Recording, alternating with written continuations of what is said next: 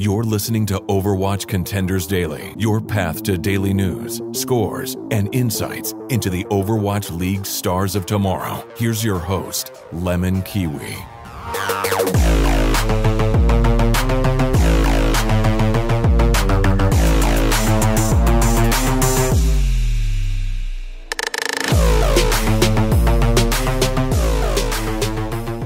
Hey Overwatch fans, happy Monday. This is Overwatch Contenders Daily, and I'm your host, LemonKiwi. So, there's playoffs going on for so many regions right now.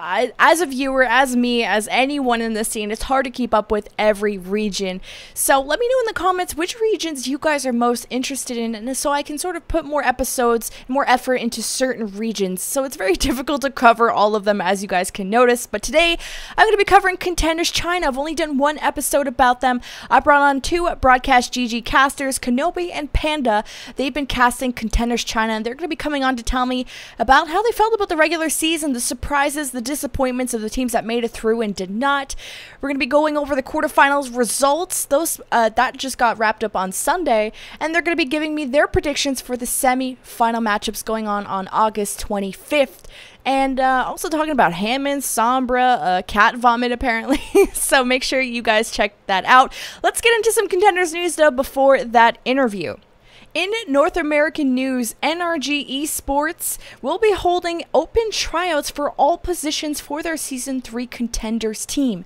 Their requirements are you must be the age of 16 and your SR rating must be higher than 4,400. We'll drop that link into the description if you guys are interested in trying out. Secondly, in Korean news, so the grand finals for Contenders has already been decided. Runaway in a Game 8 has taken the win over Pkmnpanda 4-3. And I think I heard it's something like their fourth or fifth time in grand finals, and Runaway finally secured. This is their first time securing the first place win. So congratulations to them. And if you haven't checked out Korean Contenders, you have to go watch that VOD because it was so insane. And that's it for Contenders news. Now let's get into my interview with Panda and Kenobi from Broadcast GG.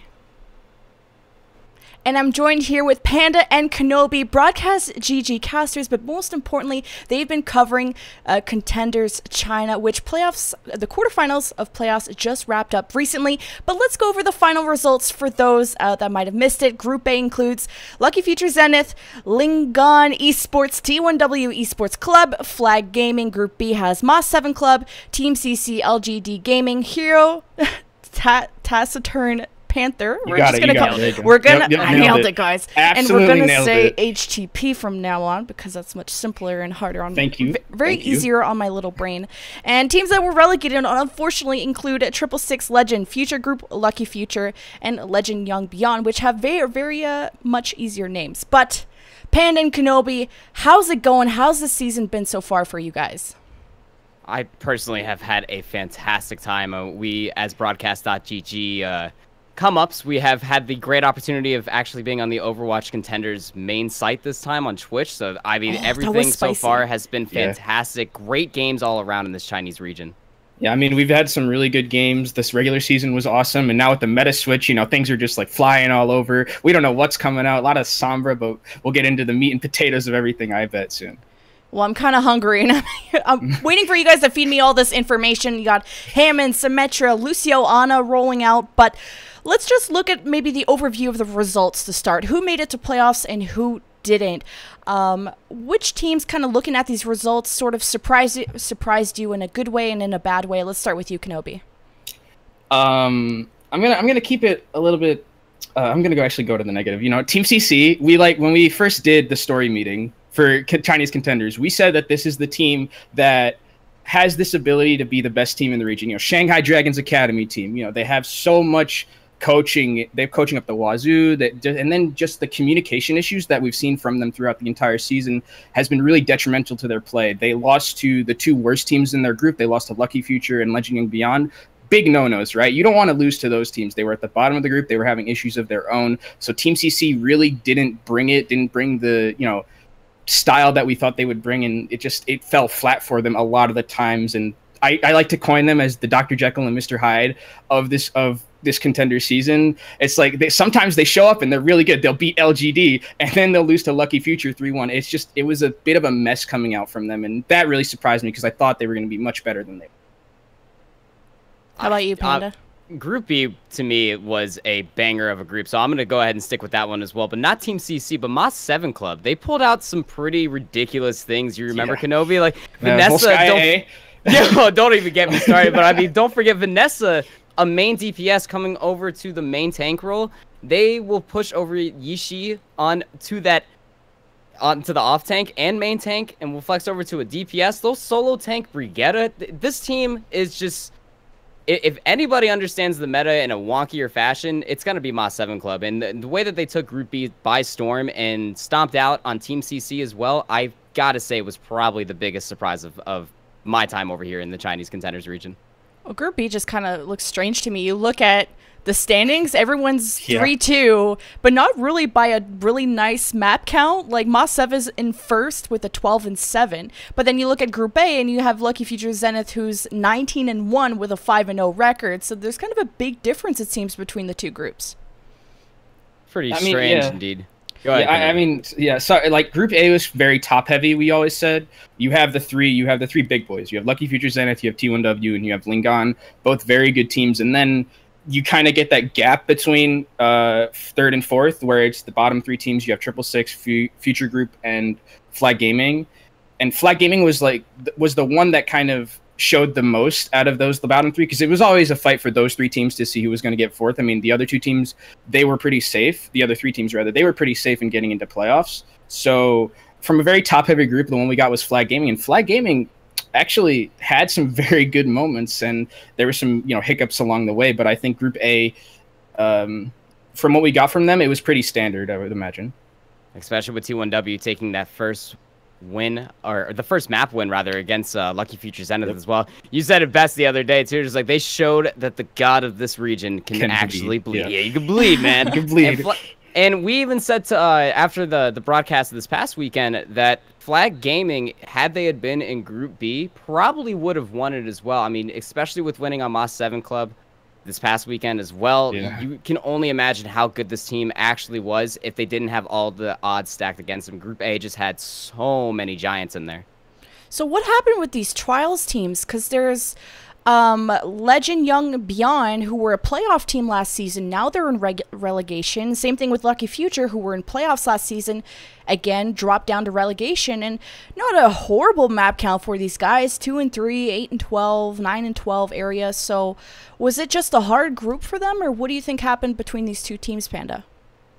Honestly, Legend Young Beyond was probably the biggest upset for me, personally, as the opposite of Lucky Future Zenith. They are a full Korean roster as well. This team has been playing together for quite some time as well. And to go along further than that, I believe, and correct me if I'm mistaken here, that Hero Taciturn Panther actually went winless last season. Yep, 0-20.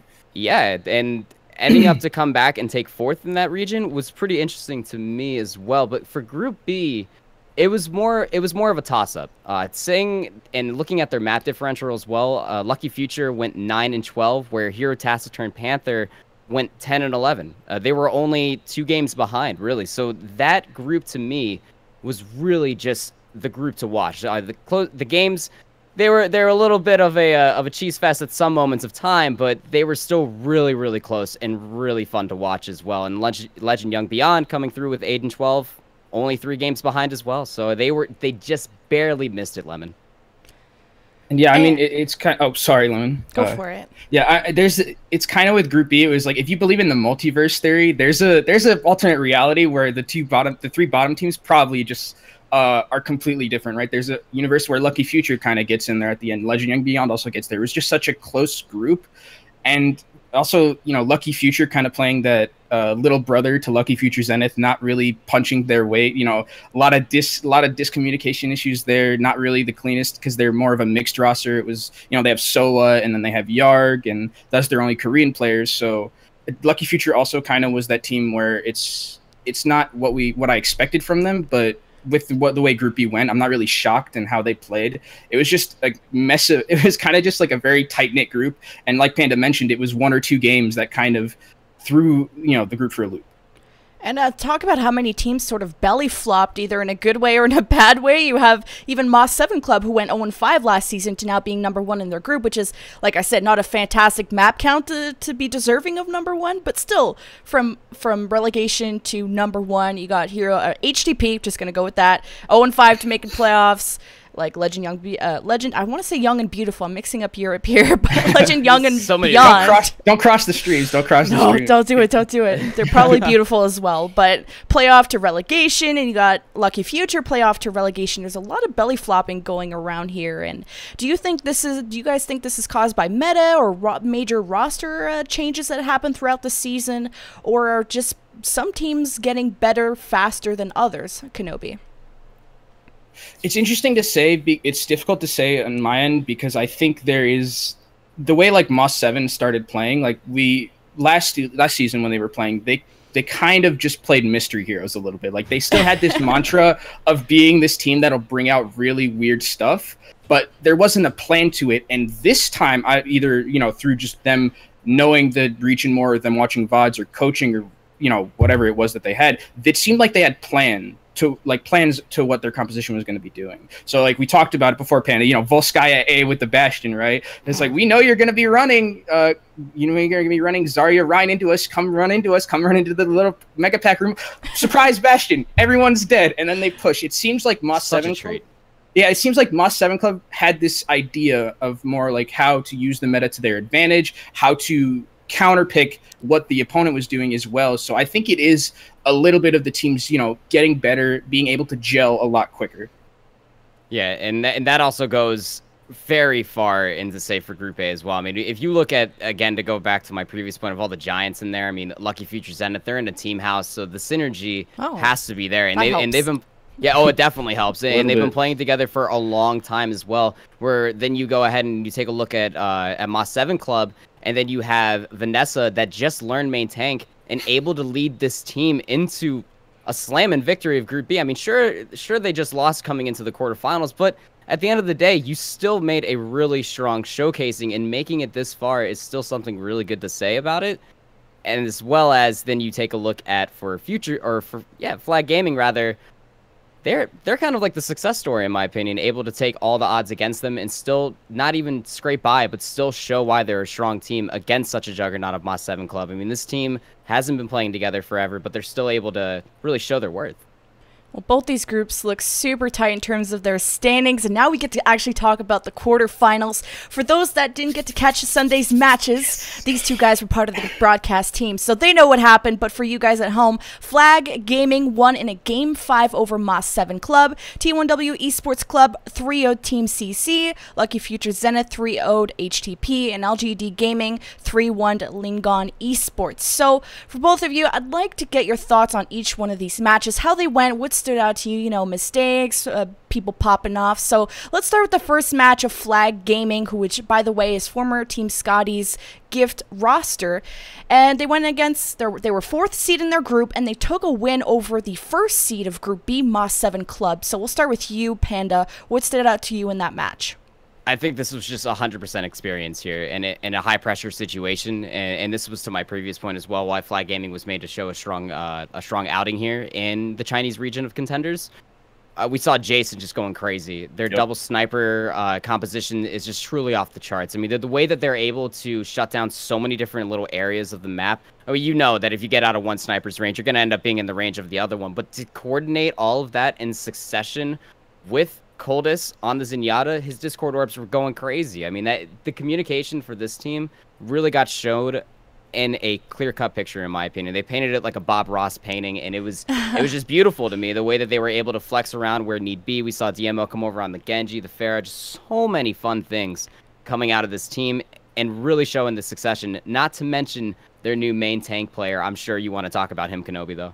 Yeah, definitely. I mean, that's kind of, talking about space, right? We love our space, me and you, Panda. We started on space. Space with the tanks, man. It's just the way that it goes. And, it's interesting to see kind of how much impact a good main tank player has on your team. It's I wouldn't say it's the level of Fissure joining LA Gladiators, but it kind of has that feel to it where it's like, this team is so much better with a very good main tank, and Over just comes into this team. I don't think Moss 7 Club was really ready for it. Over comes in and just completely bodies the tank line of Moss 7 Club, bodies the back line. He's just getting like so much value out of the Winston play, I would say, in particular, with his primal rages, with him jumping in and out, getting, understanding his cooldowns.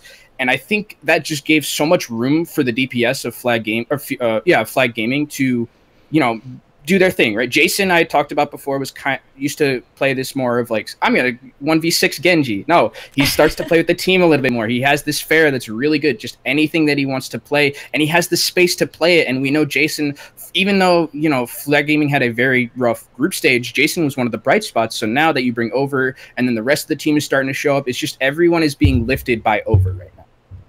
Yeah. And I felt like Moss had the most creative compositions sort of going through these matches. You had Panda, you brought up the Bastion. I guess you're expecting tanks to come in. Bring out a tank. I will bring out a tank against you. And it worked. Then you had the Doomfist from Jinmu, and then you had Sombra from Mask, Hammond from Vanessa. Yeah. Well, what'd you guys think? Could Moss 7 really have pulled this Game 5 from Flag Gaming, or did you guys think Flag Gaming really deserved that win? I think that this was it's close. It was definitely Moss 7's club final tip your hat to how much fun that not only us as casters had, but them as competitive players also had as well on the field. I mean, Flag Gaming definitely deserved this win. It's their time to shine. Like I had mentioned earlier, that had they been in Group B, they probably would have been able to come up closer in a map differential to, I would even say, T1W Esports. But I mean, just like the synergy and coming with Over, again, we had talked about that had this team had found this one key to open this door, it was their aggression was just being held back. I'm not saying that Melons was suppressing it, but he was more of that laid back, wait for the dive to come in and counter dive this one, where Over is really good at finding these key dives onto key targets, really suppressing a whole bunch of DPS. And when you're going up against a team like Moss 7 Club, that puts a lot of reliance in squishy heroes, per se. It's going to get snuffed out by a very good Winston, which is Over. Well, let's get into the next match, guys. T1W Esports 3-0 win over Team CC, and everyone looks at the scoreline. Everyone looks at the scoreline and says it might be a stomp, but is there something more or beyond the scoreline? Let's start with you, Kenobi.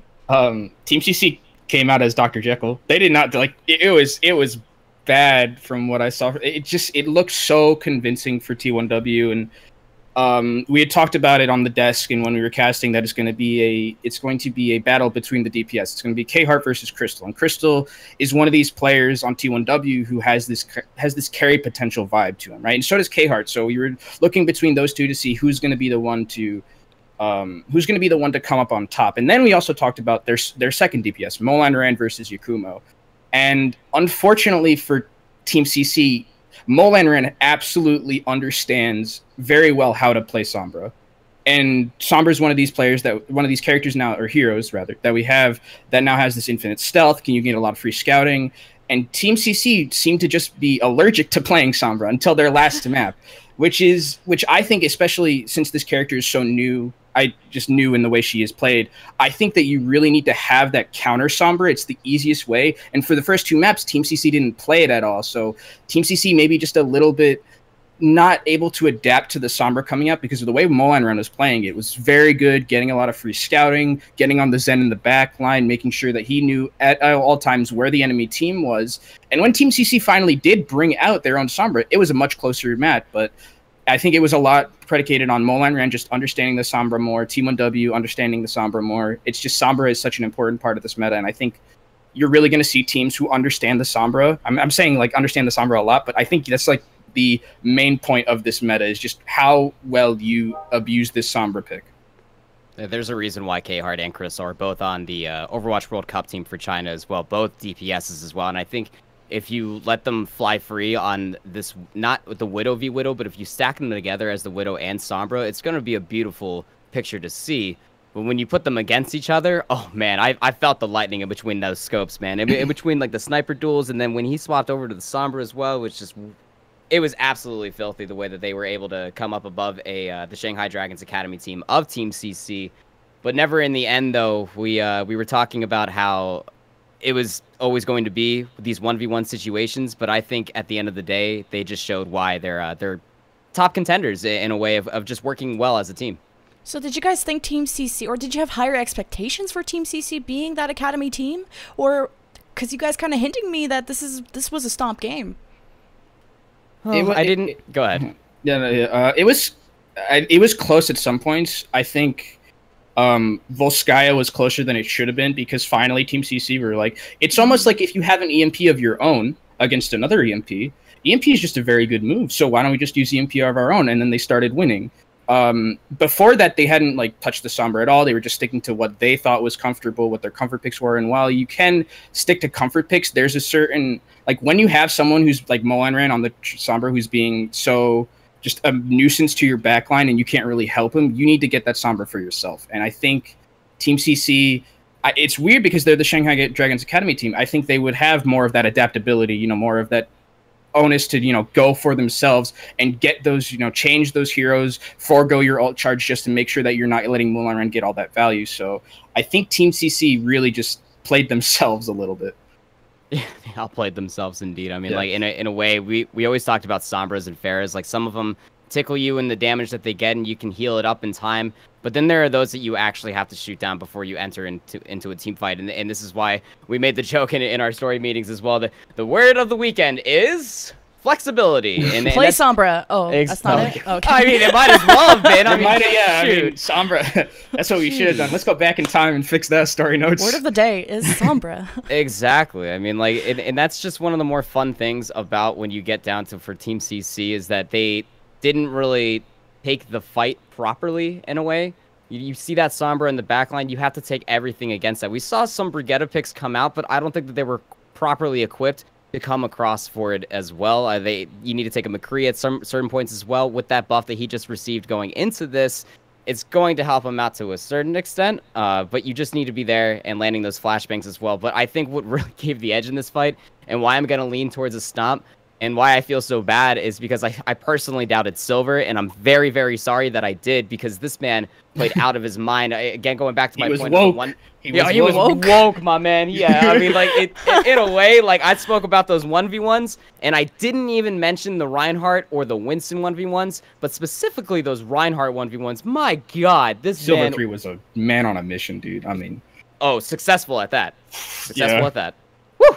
It seems like the sort of the common theme in playoffs in all regions is which teams have put the most time into developing their Sombra play. Because obviously Sombra has fell out of the meta with tanks and stuff going in, and now with her buff going into playoffs, I feel like all the teams that have not put the time in or don't use Sombra are really falling behind. If there's any NA fans watching this video, look at the Fusion versus Toronto match. Toronto were up 2 maps because of the strength of their Sombra. Finally, Zachary brought it out from Fusion. They were able to flip it around, and it's like, you got to match that Sombra versus Sombra. I feel like it's one of the best and maybe the only ways to counter her. But actually, let's skip now to the next match. There's more Sombras being played throughout all of these quarterfinals. You guys are not missing out. We have Lucky Future Zenith, the most dominant team in China, by the way. Do we have to talk about this one? Do we have? we have to give everybody equal opportunity, okay?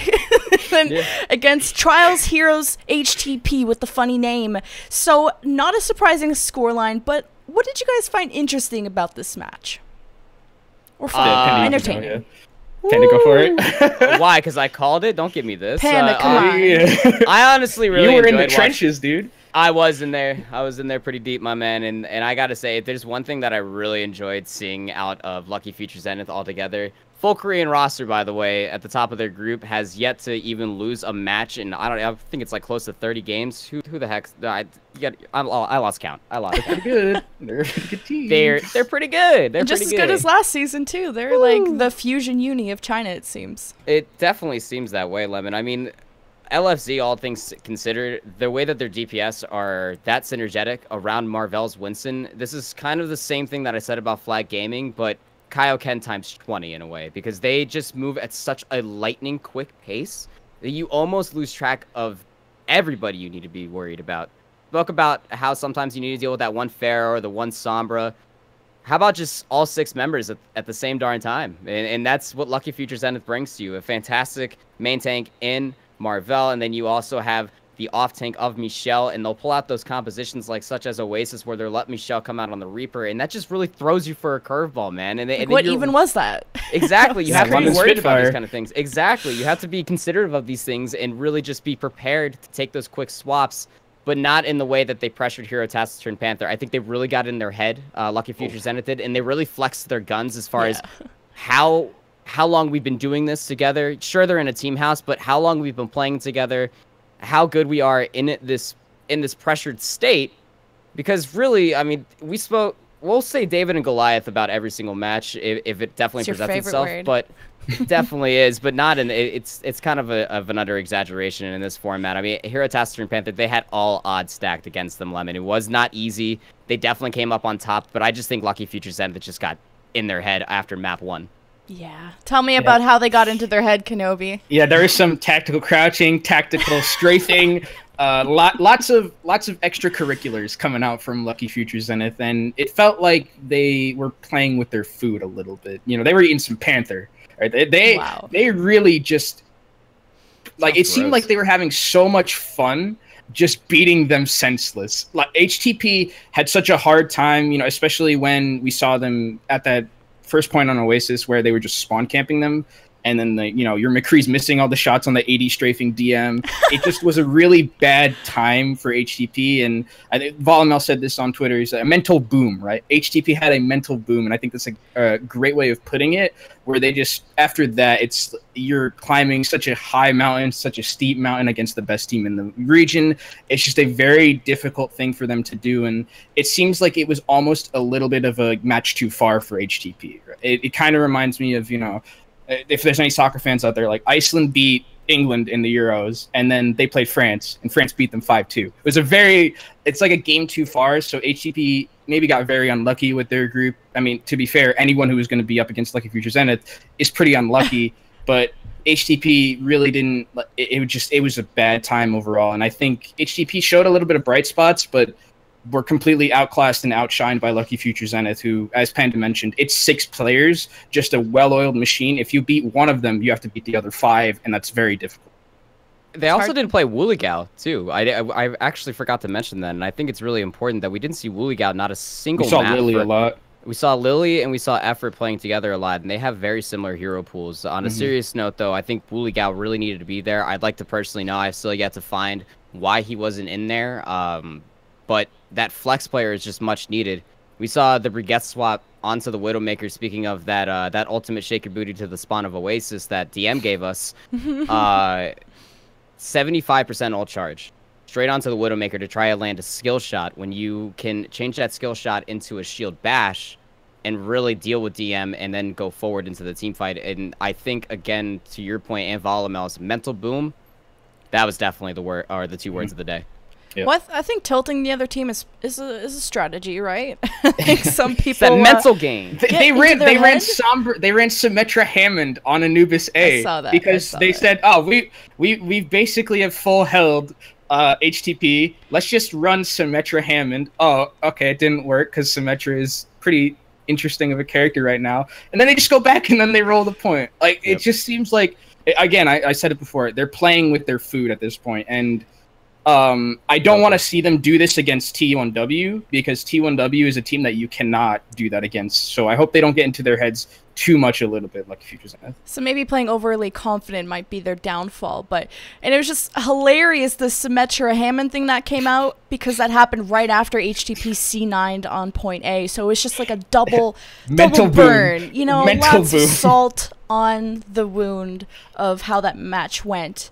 But overall, Lucky Future Zenith, I mean, very deserving of moving on to the semifinals. Not only fantastic in the regular season, but showed how adaptive they are also in the new patch into the playoffs, which leads us now into our final match of LGD winning over Lingan Esports. So this seemed like a pretty close match. So Panda, I'll start with you. What did you find interesting there?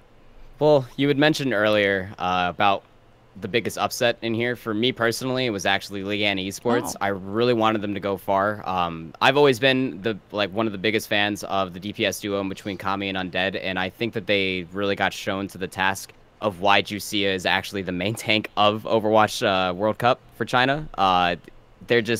we were speaking about the mental game, the proverbial 1v1 of your brains in this game, and when you let your DPS get too tilted into the point where they don't end up really syncing up is when you start really losing the games. We didn't see much synergy coming out from Lingan Esports besides the one win that they ended up taking as well, but LGD came out like a bullet storm, man. I mean, Eileen is just, come on, Eileen, man. Come on, that is, Eileen. Come on, Eileen. exactly. Everybody Come together. on, Eileen. Oh, man. Yeah, and Yaoshi as well. These were all fantastic players within their own right. We were speaking about how lucky Future Zenith felt like once you get down with one boss, there's 5 other bosses that you have to get through in this little arcade game that's called Overwatch right now. To take a little mental trip with me. It's almost the same exact idea for LGD Gaming. They really showed why Shy can be in a clutch position and really come out on top. Today. Eileen was landing multiple fans, landing multiple shurikens in the head while jumping and diving around multiple targets. The back-to-back body rockets on Pharah really showcased why, in my personal opinion, he's the best Pharah in this region. But, I mean, you just really got to tip your hat to that tank line as well. They found every dive onto Undead, even when he was out of stealth, just dead in an instance. It was crazy. Undead made a really good showcasing on that Sombra, coming up with an EP, I think, or an EMP was under 20 seconds in the opening team fight. But still, Oh, wow. that tank line was just all over the place. All over the place, really quickly. I think one of the things that, you know, Sombra's the word of the day, as you mentioned, Lemon, and I think one of the things that we saw again was kind of a discrepancy between playstyles of Sombra. Undead played more of this scouty Sombra, you know, was playing more of this style where it's like you just go into the backline, you get the scouting, wait by the Zenyatta, while, you know, I think it was Shy on the Sombra, if I'm not mistaken. Shy on the Sombra was doing a very good job of busting tanks. So getting ultimate charge a little bit faster than Undead. Undead, especially on Oasis A, or the first point of Oasis, Undead would kind of just go under the back line, get the scouting, play a little bit more passive, while Shy was, you know, getting the tank line down, bursting them down, making sure the rest of his team could follow up. So again, it's just kind of discrepancy in Sombra play that we're seeing, and it kind of went in the favor of LGD because LGD has a lot of, I would say their 1v1 is a lot better than the 1v1 from Lingan. I think they match up better on paper to most of those matchups. And when Undead he's played a very good Sombra, but when he's kind of more towards the backline and not being that Undead carry that we like to see, it kind of bit Lingan in the butt a little bit. So I would have liked to have seen maybe someone else play that Sombra, because I think Undead needs to be on I really think he needs to be on like that McCree, especially that we saw with the nerf. I think he just needs to be on that character, and I think he played a little bit too passive on the Sombra.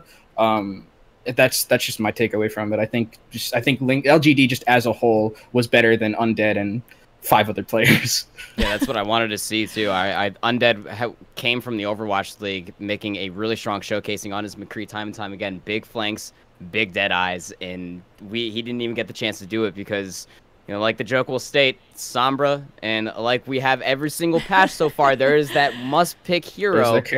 There's that character you gotta have on your team, and it's that Sombra. And I just think that they were just one step behind Lingan Esports were to LGD's gaming understanding of just that.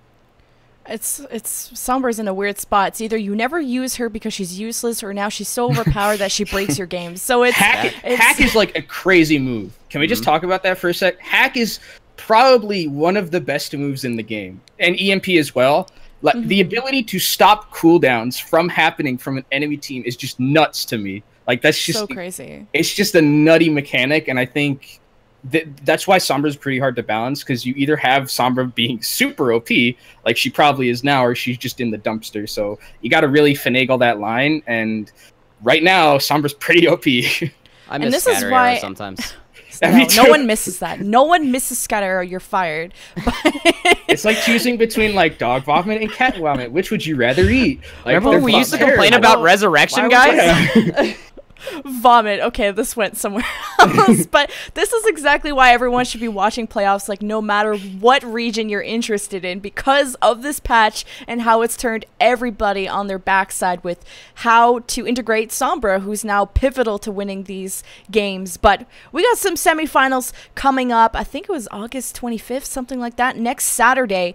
Lucky Future Zenith versus T1W Esports Club, and on the other side, LGD Gaming versus Flag Gaming. So I want to hear guys' hot predictions, or kind of talk about the strengths as well of how these semifinals matches will go. Let's start with you, Panda. What do you think?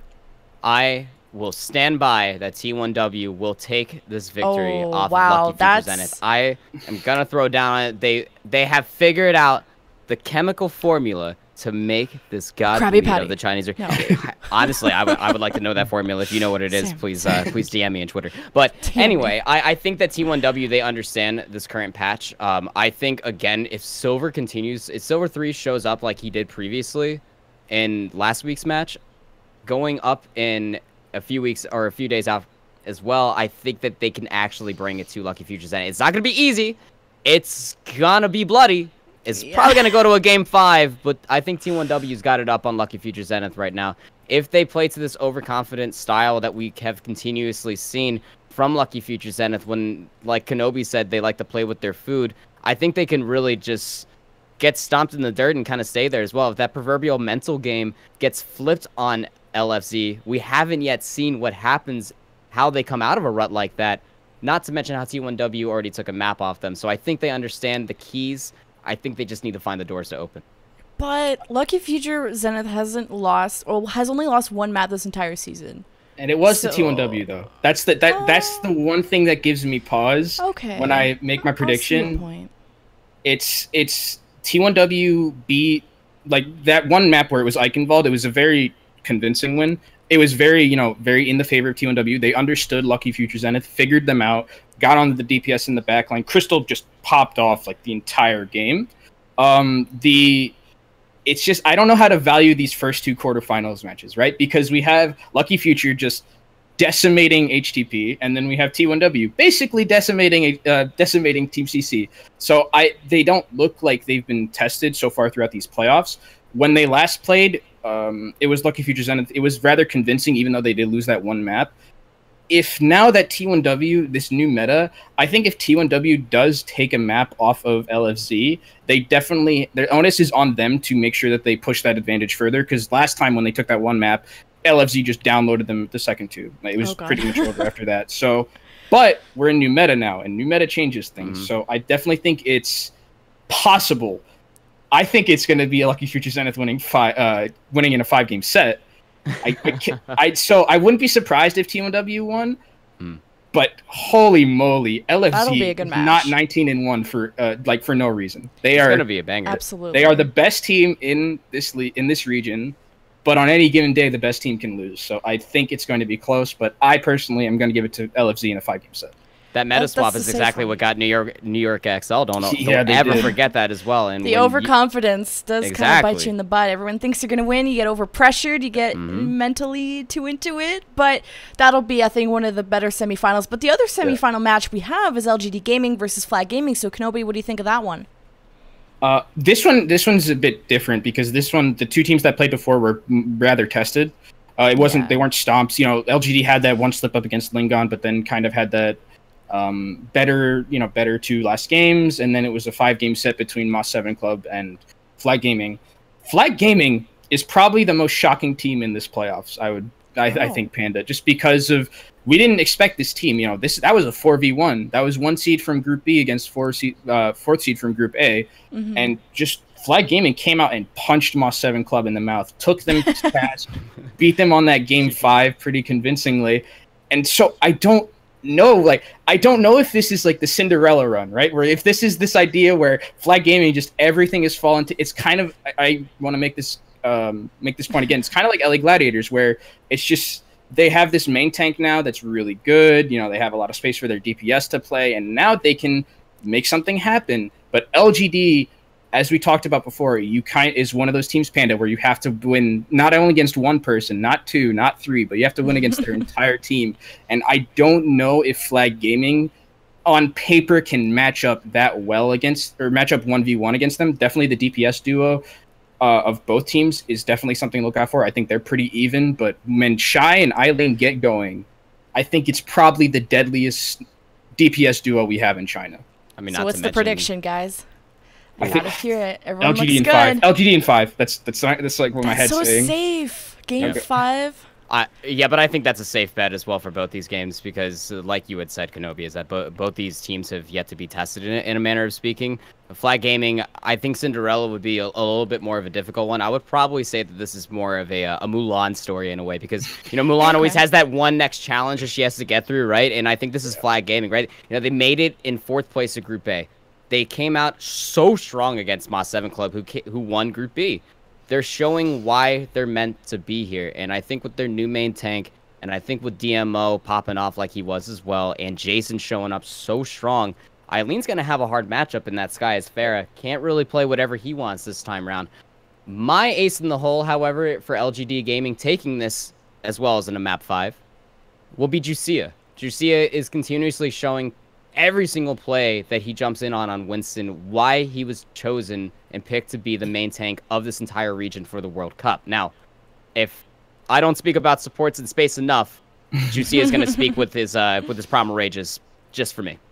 Also, something interesting about these two teams is they're the two teams that are kind of the king of this triple DPS matchup, where it's they put their off support, their Zen player usually on the Tracer. So I'm really interested to see Coldest versus Rika, because Coldest is a freaking monster. Actually, like that guy is so good on anything he plays. And then you have Rika, who didn't play too much during the regular season. It was usually secret, but Rika today had a very good game as well on the Tracer and on this, off support, off flex role, I would call it. So I think they definitely flex support. Yeah, flex support. So I think that's another matchup to look forward to. And I know it's very safe to say it's a 5-game set for both of these, but I think they're very close. And especially since in these first quarterfinals, we haven't really seen too much of a close game. I think these two teams are pretty evenly matched.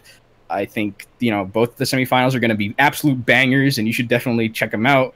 But yeah, I think it's going to be a 5-game set for both. And I have LFZ and LGD going through. Wow. Repeat of last season.